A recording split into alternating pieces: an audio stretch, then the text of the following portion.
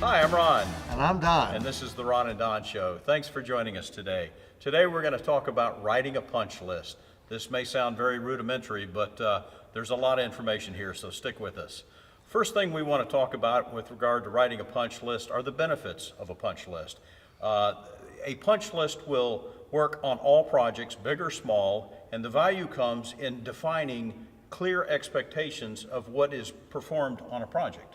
The second thing that comes from a punch list is identifying specific deficiencies with those expectations. So if you've got something that's not right, put it down on the punch list.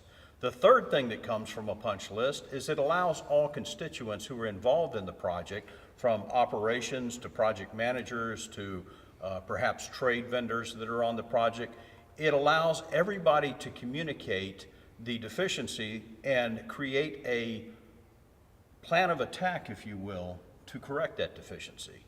It also sets the expectations of when that deficiency is going to be corrected. So it's an acknowledgement of the deficiency in a project with all parties communicating what the expectations are. That was a mouthful, wasn't it? But that's exactly what we're talking about here.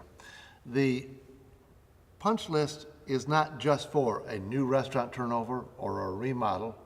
It can be for, you had a few potholes patched in the parking lot and they didn't quite clean it up properly, or they didn't saw cut it properly, or they didn't tack the edge properly. It could be for a wall covering replacement or repair. It could be anything. It could be one item punch list, but it's a communication tool that is critical. And if it's used all the time, it becomes habit, and it becomes something that your contractors, your restaurant management, and operations people are used to seeing, and they know how to deal with it, and it becomes a better information item for everybody involved. Complete projects, small projects, it doesn't matter. So the format for a punch list is quite simple. It defines where the deficiency is inside the building, or perhaps in this case, outside the building. It defines what the deficiency is. It defines, if you will, a photo of the deficiency, and then it defines the course of correction, what's to be done to correct that deficiency.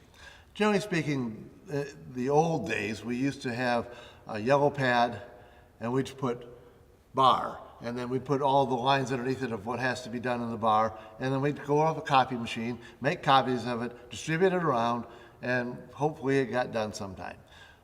This system, if you do it electronically, you'll have a column for each one of the things, where the deficiency is in the restaurant, what has to be done, another column for the photo, and a final column for the contractor to fill in for when they're going to do it.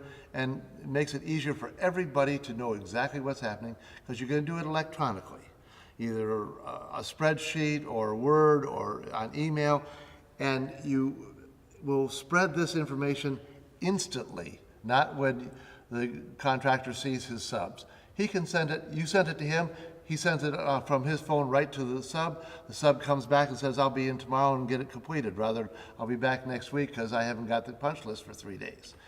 This creates immediacy and also creates accountability. Simple concept, writing a checklist. I'm Ron. And I'm Don. It's the Ron and Don Show. Thanks for joining us today.